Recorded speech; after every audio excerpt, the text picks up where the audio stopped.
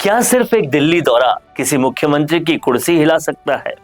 क्या राजस्थान में फिर से बदलने वाला है सत्ता का चेहरा, या फिर से सब एक केयरफुली क्राफ्टेड पॉलिटिकल नैरेटिव है?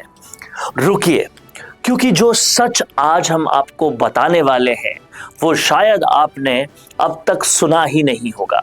नमस्कार, मेरा नाम है वरुण भंसाली और आप देख रहे हैं संवाद न्यूज, जहां हम खबर नहीं, खबर के पीछे की असली सियासत को समझाते हैं।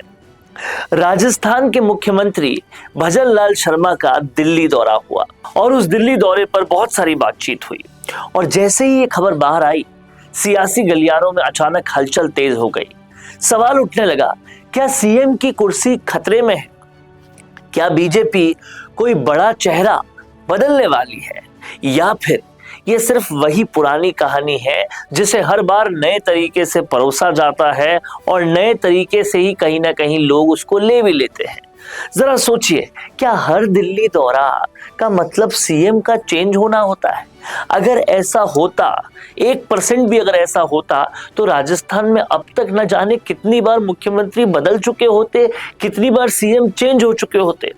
क्योंकि अशोक गहलोत हो या वसुंधरा राजे हो, दोनों ने अपने कार्यकाल में दर्जनों बार दिल्ली दौरे किए, दर्जनों बार वो दिल्ली गए।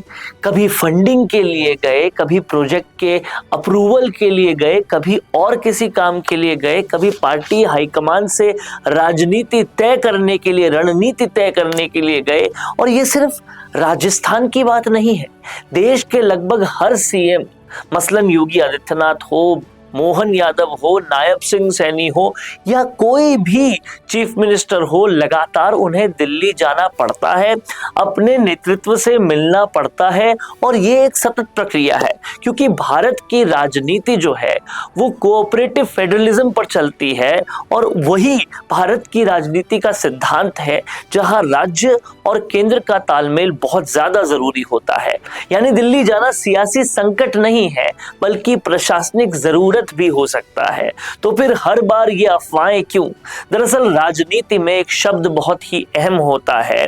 अगर किसी एक बात को बार बार कहा जाए, दोहराया जाए, तो वो धीरे धीरे सच जैसी लगने लगती है, और कहीं यही बात बार बार हो रही है। आपको याद होगा जब कहा गया था कि चीफ सेक्रेटरी ही पैरेलल सीएम है, चीफ सेक्रेटरी सुधांशु पंत ही पैरेलल सीएम है, लेकिन जैसे ही वो वापस से दिल्ली गए, वो पूरी बातचीत अचानक से गायब हो गई, अचानक से उस तरह का नैरेटिव खत्म हो गया। 9 मार्च को जब वसुंधरा राजे परिवार के साथ प्रधानमंत्री नरेंद्र मोदी से मुलाकात करने पहुंची, उनकी जब मुलाकात हुई तो फिर से एक चर्चा शुरू हो गई कि कुछ बड़ा होने वाला है।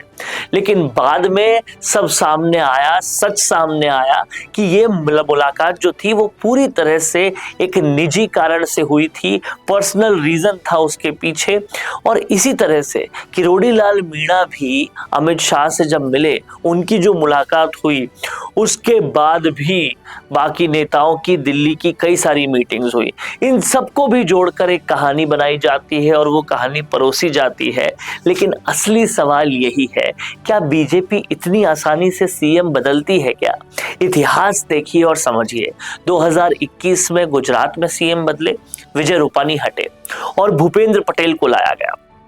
2024 में हरियाणा के मनोहर लाल खट्टर जो थे, उनकी जगह पर नायब सिंह सैनी को उतारा गया, उनको लाया गया, उनको मौका मिला। उत्तराखंड की अगर बात करें तो 1 साल में वहां 2 सीएम बदले गए, और कहीं ना कहीं बहुत तेजी से सीएम बदले, और आखिर में वहां पुष्कर सिंह धामी को ही कमान दी गई, उनको ही कमान मिली।